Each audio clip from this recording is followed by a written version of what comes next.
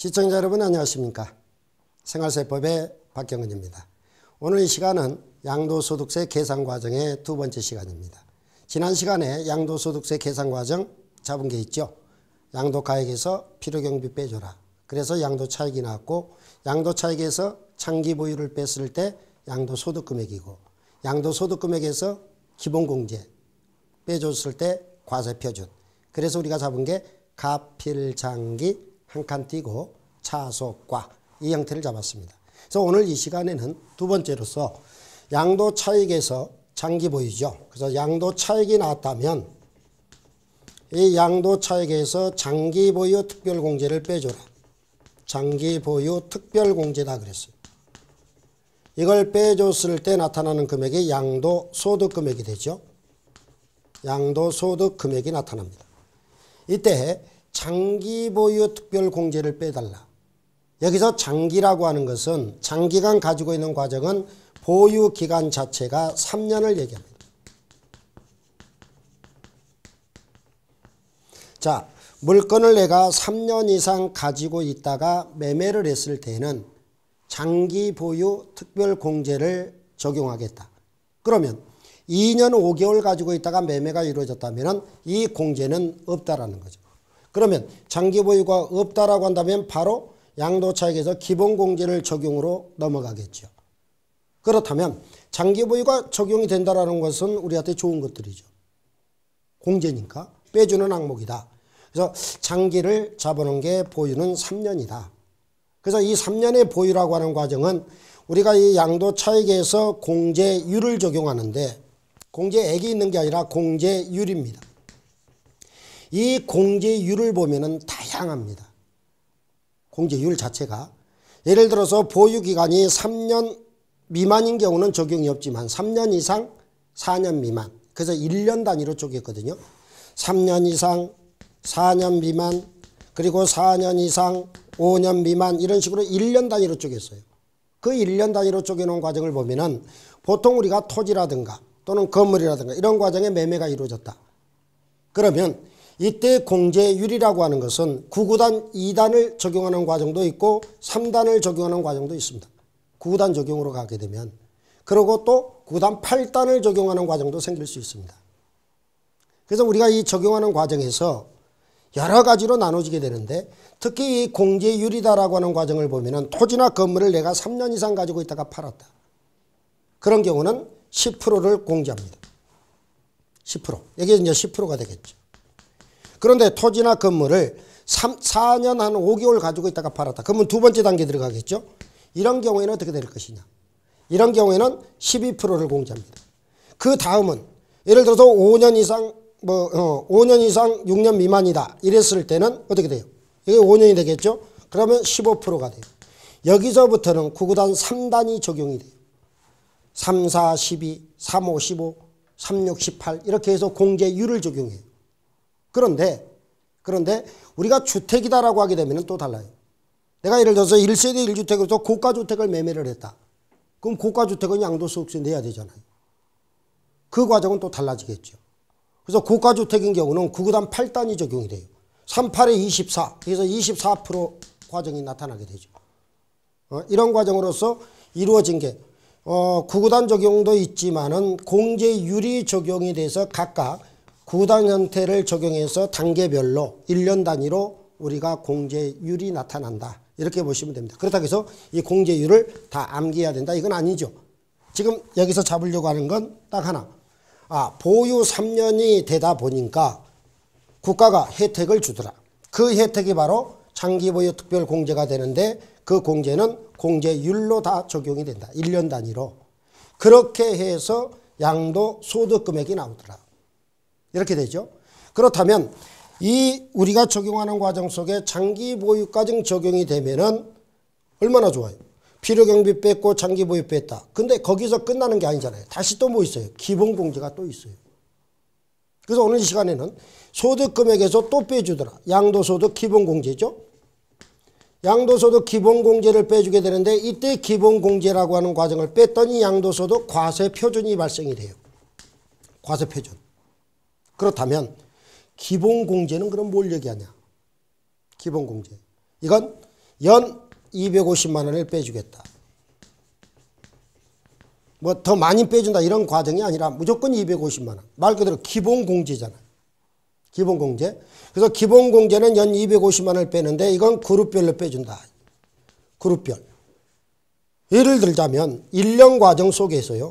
1월 1일부터 시작해서 12월 31일인데 이게 과세 기간이잖아요. 이 과정 속에서 이때 토지를 팔았다. 또 영업용 건물을 팔았다. 또 예를 들어서 주택을 팔았다. 이런 과정이 생길 수 있죠. 그러면 연 250만 원 무조건 다 적용한다가 아니라 그룹별로. 이건 하나의 그룹이에요. 그 그룹을 만들어 놓은 게 부동산이라든가 부동산에 관한 권리라든가 기타 자산이 하나의 그룹입니다. 그러니까 우리가 부동산 과정은 전부 다 하나의 그룹이다라고 보시면 돼요. 그냥 부동산을 몇 개를 팔았다고 해서 무조건 250만 원씩 빼주는 게 아니라 한 번만 빼준다. 이렇게 봐주셔야 되겠죠. 그리고 우리 양도소득 과세 대상에 보면은 파생 상품도 있었고 주식도 있었어요. 그러면 주식을 판다라고 한다면 그건 또 다른 그룹이죠. 그때는 250만 원 공제가 돼요. 그래서 주식이라든가 파생 상품까지는 갈 필요 없고 우리가 부동산으로 봤을 때는 부동산 몇 개를 팔았든 간에 과세 기간에서는 한 번만 적용을 하겠다. 그러면 이렇게 안 팔고 야 박 선생 12월 31일이 지나서 팔았다. 그러면 이건 돼요 또. 그 다음 연도에는. 그러니까 보통 1년에 물건이다라고 한다면은 한 번 정도만 연 250만 원이 적용이 된다. 그걸 우리가 그룹별 공제다. 얼마 뺀다? 250만 원 빼주더라. 그렇게 해서 이제 과세 표준이 이렇게 나오는 거죠. 그러면 두 번째 단계는 지금 장기 보유 뺐고 기본 공제 뺐다. 장기 보유는 부동산 과정이라고 한다면 보유 3년을 갖추자. 3년을 갖추게 되면 3년 이상이 된 물건들은 장기 보유 특별 공제가 적용이 된다. 그 공제는 양도 차익에서 공제율을 적용하더라. 그러면 양도 차익이 예를 들어서 이게 1억이 나왔다. 그러면 1억에 대해서 10%가 적용이 된다. 그러면 10%를 적용하면은 얼마가 됩니까? 1,000만 원 되겠죠. 1,000만 원의 금액을 공제해 준다. 그렇다면 얼마가 돼요? 9천이 떨어지겠죠. 소득 금액은. 그러니까 결과적으로 보유 기간이 길면 길수록 공제율은 커진다. 그러면 보유 기간이 길면 길수록 공제율이 커진다 이 말은 뭐예요? 국가는 부동산이라고 하는 과정은 그래도 보유를 몇 년? 3년 이상 장기간 보유하는 걸 유도하고 있다. 이렇게 보시면 돼요. 그러다 보니까 그러면 3년이 아니라 단기 매매도 있을 수 있죠. 야 내가 10개월 가지고 있다가 팔았다. 또는 6개월 가지고 있다가 팔았다. 그럼 당연히 장기 보유는 적용할 수 없습니다. 그러나 그런 물건은 국가는 투기성으로 봐요. 투기성으로 보기 때문에 나중에 세율을 적용할 때 무려 50% 세금을 내게끔 유도를 합니다. 그래서 우리는 가장 현명한 방법은 장기 보유를 적용한 상태에서 우리가 팔았다라고 한다면 그나마 공제율이 있기 때문에 우리한테는 굉장한 득이다. 그러니까 이걸 제가 강의는 이렇게 하지만은 참 물건이라고 하는 게 애매하잖아요. 예를 들자면 진짜 2년 10개월 가지고 있다가 매매가 이루어지는 과정도 생길 수 있단 말이에요. 그러면 결과적으로 보유기간 3년이 안 되잖아요. 그러면 장기 보유 혜택을 못 보죠. 그래서 이제 공인중개사하고 매도자 매수자 간에 계약서를 쓸 때 장기 보유 특별공제를 적용받기 위해서 마지막 잔금 지급일, 잔금 지급 날짜를 연장을 해서 3년을 충족을 하게끔 만드는 경우들이 많다라는 겁니다. 이런 경우는 좀 안타깝잖아요. 예를 들어서 2년 10개월 가지고 있다가 매매가 이루어졌다라고 하는 것은 2달 때문에 장기 보유를 적용을 못 받아요. 그런 과정에 대해서는 이렇게 평법을 쓰는 경우들도 간혹 있습니다. 그건 세법을 아는 사람이잖아요. 근데 일반인들은 이런 내용을 모를 때는 그게 있는지 없는지 모르니까 그냥 가서 파는 거죠. 근데 매매자 입장에서는 내가 양도소득세 내는 사람이다. 그러면 어떤 방법으로 갔을 때 세금을 좀 절세할 수 있느냐 하고 물으면 보유기간이 지금 안타깝게도 3년이 안 되고 이 2달이 부족해서 장기 보유 혜택을 못 봅니다. 그러면 제가 매수자한테 얘기를 해서 잔금 지급을 2개월 후로 늦춰서 보유기간을 3년을 충족하게끔 합시다. 그러면 장기 보유를 적용받을 수 있죠. 이런 게 절세라는 겁니다. 얼마 안 되는 것 같지만 지금 계산 보세요. 양도차 1억이었는데 벌써 3년만 충족해도 10%가 공제가 되니까 1,000만 원을 빼주는 거예요. 1,000만 원 빼주면 소득 금액이 얼마 나왔다? 9천이다. 그러면 이 금액들이 나중에 과세 표준으로 넘어가면은요, 이 과세 표준이 7단계로 쪼개놨어요. 1,200만 원 이하에 대해서 얼마 내라? 12% 세금 내라. 이런 형태란 말이에요. 그러면 1,200만 원 이하는 12% 세금 내라. 그러면 1,200만 넘었을 때는 어떻게 돼요? 더 내라 이거죠. 뭐 4,800만 원 이하 했을 때는 더 내라 이거죠. 그럼 계속 커져봐요. 그게 초과 누진이라는 거예요. 초과 누진 세율이라고 하는 건데, 여러분들은 얘기 많이 들었을 거예요. 누진. 누진세가 붙는다? 이게 누진세 이런 말을 쓰잖아요. 누진세가 붙는다 그러면 세금 많이 내는 줄 알죠. 여러분들이 가장 많이 피부로 느낀 게 뭡니까? 전기세. 전기세는 누진이 붙으면 비싸다. 알잖아요. 세금도 똑같다. 누진인데 초과 누진에서 그 단계를 쪼개놓은 게 무려 7단계로 쪼갰어요. 예전에 우리가 5단계 초과 누진세율이다 이런 말을 썼는데 지금은 그게 아니라 7단계로 나눴어. 왜? 종합소득, 우리가 그 소득세법에 보면 종합소득이 있죠. 그 세율하고 똑같이 가겠다. 그래서 7단계, 7단계로 쪼개는 초과 누진이 있다. 그래서 그 과세 표준의 크기에 따라서 세율도 커진다. 커진다. 그러니까 돈 많이 버는 사람은 세금 많이 내라. 맞죠? 근데 돈 많이 버는 사람들이 세금을 적게 내기 위해서 노력을 더 많이 합니다. 노력을. 그런 과정이 발생하는데, 아무튼 오늘 이 시간에는 이 장기 보유 특별 공제라고 하는 게 별거 아닌 것 같지만 굉장히 크다라는 거죠. 굉장히 크다. 그래서 장기 보유를 적용받고 양도소득 기본공제라고 하는 것은 연 250만 원의 금액을 빼주는데 그룹별로 빼준다. 그러면 1년 동안에 1월 1일부터 12월 31일 동안에 부동산을 여러 개를 파는 게 아니라 한 번만 혜택을 준다. 그것도 뭘로? 그룹별로. 연 250만 원이죠. 그렇게 해서 형성된 금액이 나타난 게 과세 표준이다.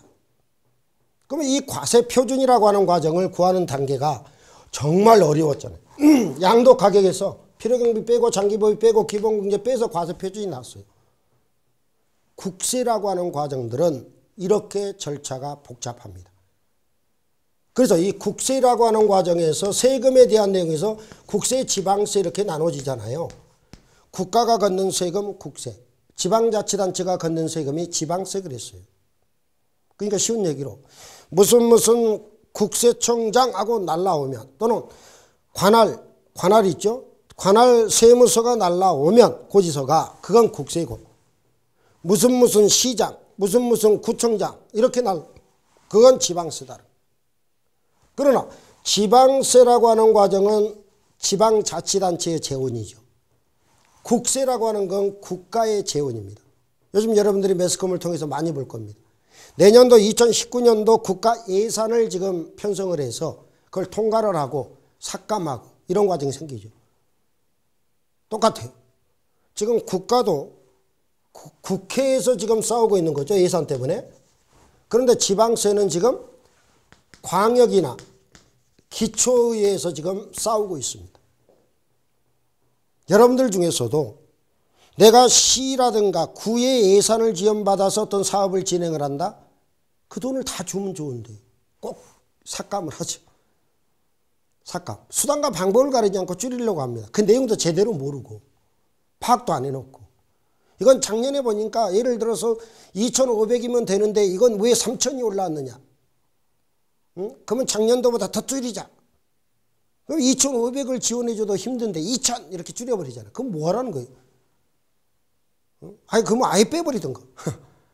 희망을 줘버린다. 그래서 이 국세와 지방세 과정의 세금은 여러 가지로 나눠져 있지만 그중에 우리가 내는 양도소득세가 바로 국세라는 거죠. 소득세법이죠, 이게. 소득세법 속에 뭐가 있어요? 양도소득세가 있다는. 여러분들이 직장 다니신 분들은 근로소득세 있잖아요. 근로소득. 근로소득이 큰 집이 소득세법이란 말이에요. 근데 이 세법에 대해서는요, 해마다 법이 통과되는 과정이 연말이에요. 12월 30일이나 12월 31일 날 세법이 개정이 됩니다. 그게 이제 국회에서 마지막 통과를 하죠. 지금 뭐 중간에 바뀌는 것들은 이제 시행령들이 바뀐다라는 거죠. 대통령령, 그것들만 지금 일부 바뀌는 게 있고 정확하게 법의 테두리를 바꾸고 세금에 대한 세율이라든가 이런 것들을 손대는 게 바로 국회예요. 그러니까 국회 같은 경우도 세법이다라고 하게 되면 누가 있어야 돼요? 세무 전문가가 있어야죠. 근데 세무 전문가가 그렇게 많지 않다. 국회에 아마 가장 많은 전문가가 변호사일 겁니다. 변호사. 그러니까 잘 법을 잘 이용해서 잘 빠져나가잖아요. 그냥 미꾸라지죠. 세법을 정확하게 알고 있는 사람들이 많았을 때 그 세무에 대한 국가의 세금을 주도하는 과정에서 올리거나 낮추는 방법들이 분명히 있을 겁니다. 그러니까 동네에서 뭐 인사 많이 다니고 저 친구가 착해 그래서 뭐 배지 달아줘야 돼 이거 아니라는 거죠. 전문성이 없으면 앞으로 절대 선출직에 보내면 안 됩니다. 응? 전문성이 있어야 된다. 그러니까 우리가 뽑아주고 있는 기초의원이라든가 광역의원이라든가 기초단체장이라든가 광역단체장이라든가 전문적인 뭐가 있어야죠. 자기에. 그런 전문 지식도 없이 가서 뭐 한다 그러면 막 다 따라다니는 꼴이잖아요. 그래서 이런 것들이 우리한테 피부로 온다. 똑똑한 사람 뽑아서 보내야 우리가 혜택을 보는 거지 흐리멍텅하면 안 된다라는 거지. 그게 법입니다. 법은 딱딱 쪼개야 되잖아요. 정확하게. 그래서 이 예산도 똑같다라는 거죠. 과세표준에 대한 내용에서 그래서 이게 크기가 줄일 수 있는 방법이 있고 늘릴 수 있는 방법이 있는데 이건 세무사를 통하면 보통 세무사 자격증 가진 사람들이 많잖아요. 주변에. 그 사람들을 통하면 세법을 절세가 가능하다. 탈세가 아닙니다. 왜? 분명히 우리가 줄일 수 있는 이거 빼줄 수 있는 항목인데 우리가 몰라서 그걸 혜택을 못 보는 경우가 많습니다. 왜 그러느냐? 그게 우리 세금은 두 가지. 신고 납부하는 세금하고 고지서가 날라온다 해서 보통징수로 이루어지는 징수 방법 때문에 그래요. 그냥 집에 있는데 고지서가 세금 내시오 하고 날라오면 그거 들고 은행에 내면 얼마나 편합니까? 모든 세금이 그렇게 돼 있다라고 한다면 세무사들은 굶어 죽습니다. 그러니까 예를 들어서 민형사상의 어떤 사건 사고가 없으면 변호사 판사가 있을 필요가 없잖아요. 그렇죠?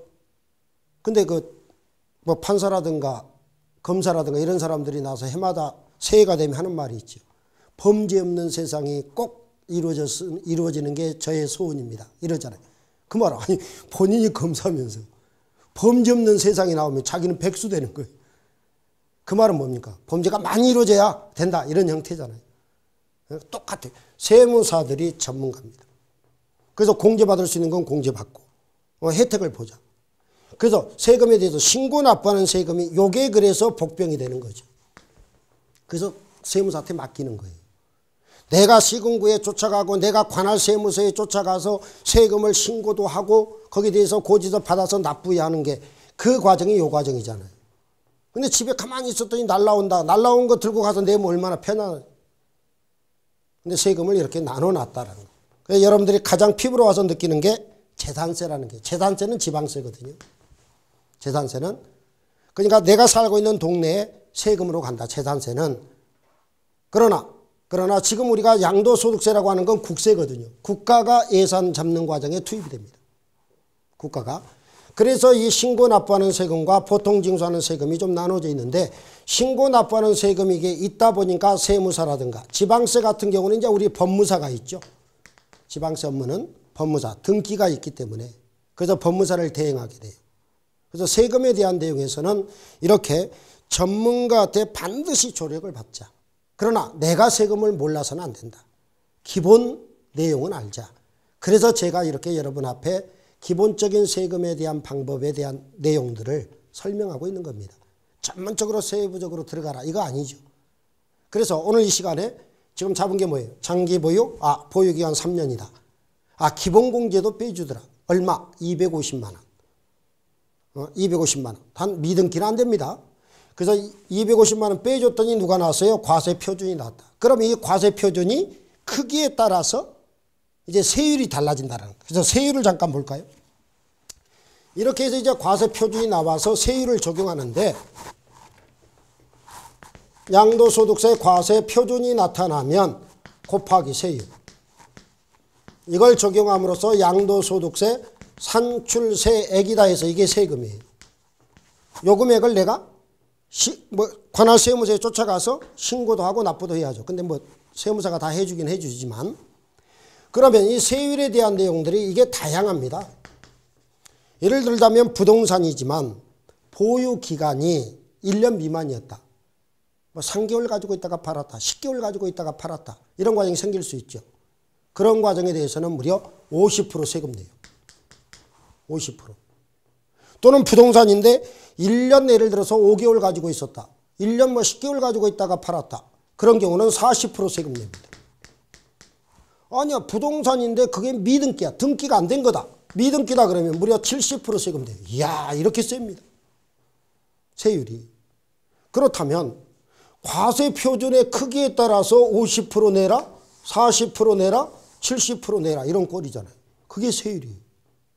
그러나 부동산에서 2년 이상을 보유했다. 2년 이상을 보유하다가 매매가 했다. 양도했을 때 2년 이상을 가지고 있다가 팔았을 때는 혜택을 더 준다.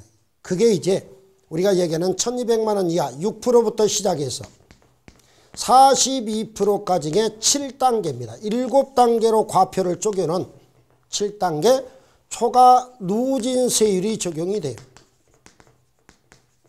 이게 적용이 돼서 세금을 내라.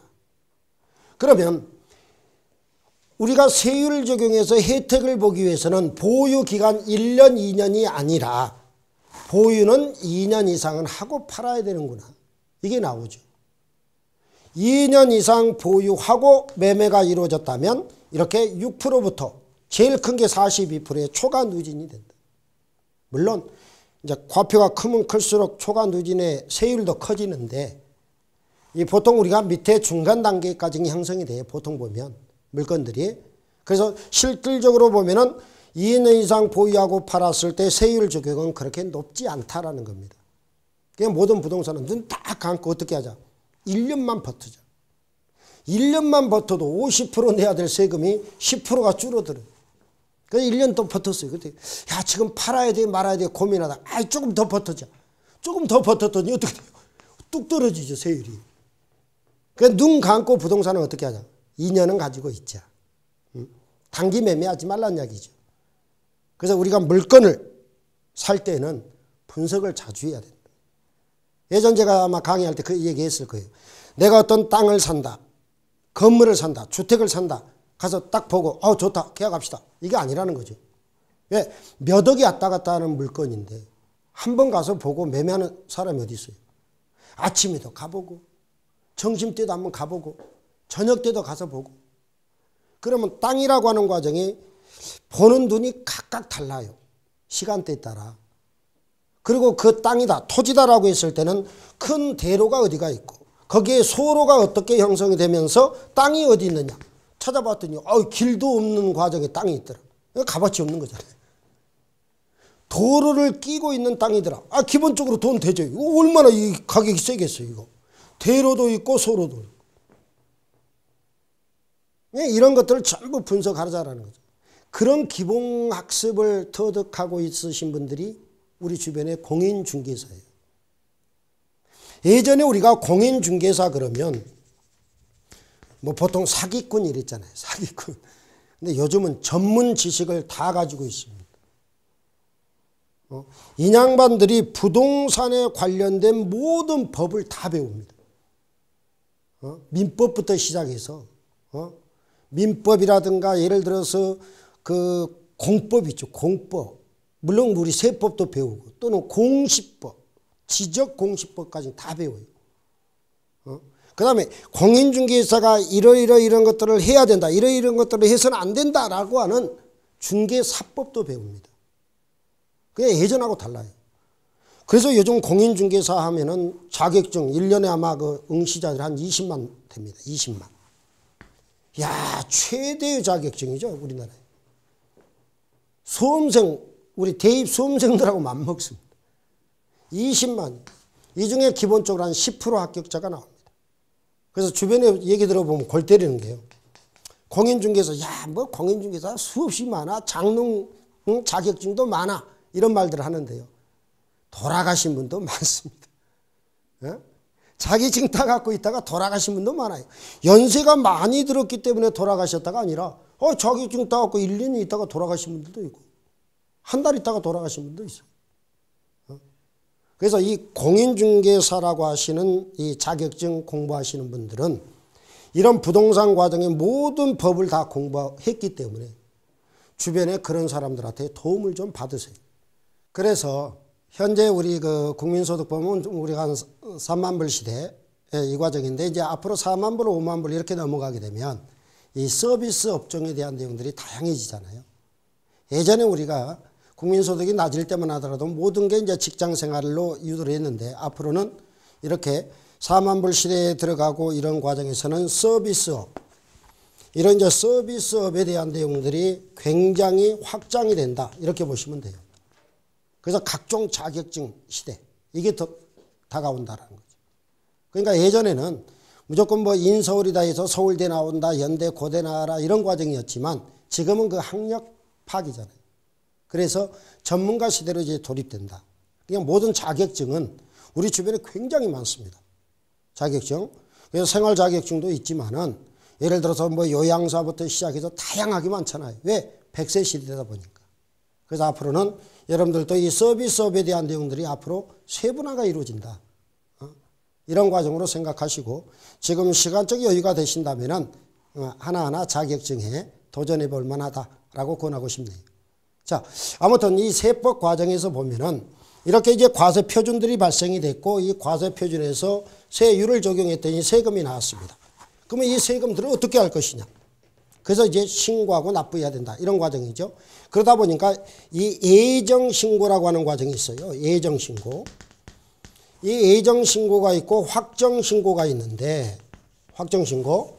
이 예정신고라고 하는 것은 양도한 날짜로부터 2개월 이내에 해라. 이게 아니고 양도한 날의 말일로부터예요. 말일로부터 시작해서 2월 이내에 해줘라. 이걸 갖추고 있는 게 예정신고입니다. 그러니까 양도한 날이 11월 7일이다. 그러면 7일로부터 2월이 아니라 11월 말일, 11월 30일부터 2개월 이내에 해라. 이 과정이 바로 예정신고라고 하는 거고 확정신고라고 하는 과정이 있습니다.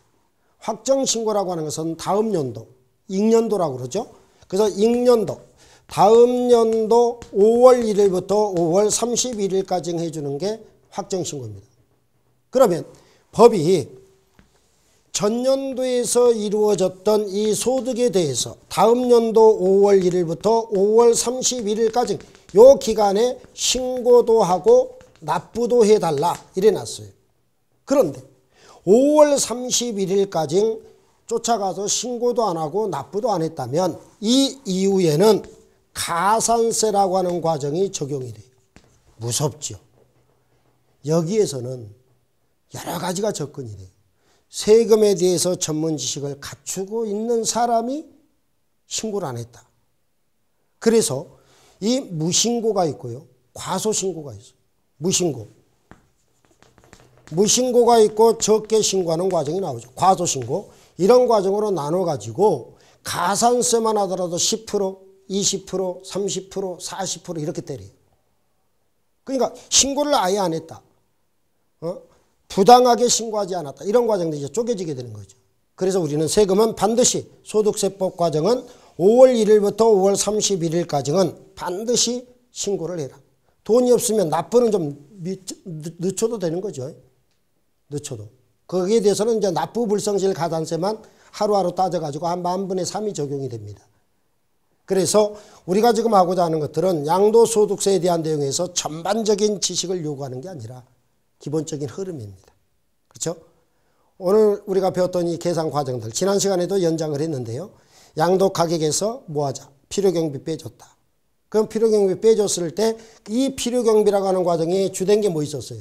그 물건을 내가 파는 과정에서 처음에 샀을 때 취득 과정에 발생되는 비용들 그리고 그 물건을 가지고 있으면서 리모델링 즉 자본적 지출로 인한 비용이 있다면 영수증이 있으면 그 과정도 공제가 가능하고 양도 과정에서 발생한 비용까지도 통틀어서 빼준다. 그게 이제 묶어서 필요경비 그랬잖아요. 이걸 빼서 양도차익이 나왔고 그리고 장기간 보유 3년이죠. 그걸 적용이 되고 기본공제 250만 원이 적용이 됐어요. 그리고 나온 게 과세표준. 과세표준이 나오면 거기에 뭘 반영하자? 세율. 이렇게 해서 세금이 나온다. 그 세금에 대한 내용들은 우리가 쫓아가서 신고하고 납부하고 또는 세무사를 통해서 우리가 세금을 납부하게 됩니다. 이런 내용이 전반적인 이제 양도소득세였는데 여러분들의 물건을 볼 때는 반드시 신경 써야 될 게 뭡니까? 한 번 보고 결정하지 마라. 두세 번은 그 물건을 반드시 검토하고 어느 위치에 있는가 이런 과정도 꼭 좀 봐주신다면 나중에 보유하고 있는 과정에 내가 매매가 이루어지는 단계에서는 얼마만큼의 이익이 발생할 수 있는지 이것도 고려해야 될 사항이라고 생각을 합니다. 이 생활세법에 오늘 양도소득세 과정에서 수업을 마치도록 하겠습니다. 시청자 여러분, 부동산이라고 하는 과정은 얼마든지 변화가 이루어질 수 있습니다. 여러분들도 부자 되시고 행복하시기 바랍니다. 오늘 여기서 마치겠습니다. 수고하셨습니다.